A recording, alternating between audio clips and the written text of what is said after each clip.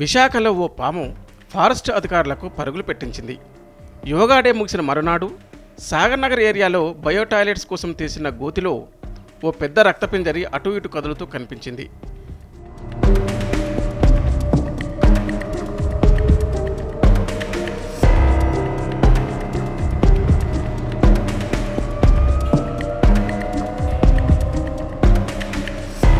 ప్రపంచం గుర్తించే స్థాయిలో లక్షలాది మంది పాల్గొన్న యోగా డే మరునాడు ఈ అత్యంత విషపూరితమైన రక్తపింజరి కనిపించడం, దానిని సకాలంలో పట్టుకోవడంతో అటవీశాఖ అధికారులు ఊపిరి పీల్చుకున్నారు.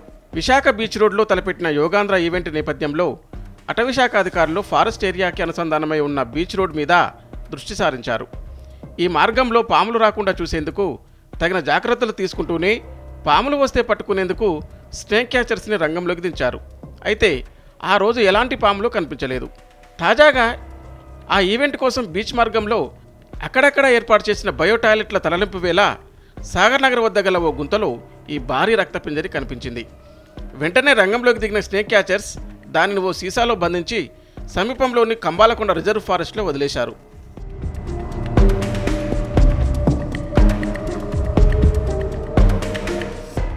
మన దేశంలో గల అత్యంత విషపూరితమైన పాముల్లో రక్తపింజరి ఒకటి. ఇది కాటు వేసిన వెంటనే క్షణాల్లోనే మనిషి ప్రాణాలు కోల్పోతాడు. దీన్ని కాటుకరేఖల పాము అని కూడా అంటారు. మన దేశంలో అత్యధిక పాము కాటు మరణాలకు కారణమైన 4 విషసర్పాల్లో ఇదొకటి. ఒకసారి కాటు వేసినప్పుడు విడుదల చేసే విషం 16 మందిని చంపగల శక్తిని కలిగి ఉంటుందట. ఒకవేళ యోగా డే రోజున ఆ పాము వచ్చి ఉంటే ఖచ్చితంగా ప్రాణాపాయం జరిగి ఉండేదని, తాము చేసిన కెమికల్ స్ప్రేయింగ్ వల్లనే ఆ రోజు ఆ ప్రాంతానికి పాములు రాలేదని అధికారులు అంటున్నారు.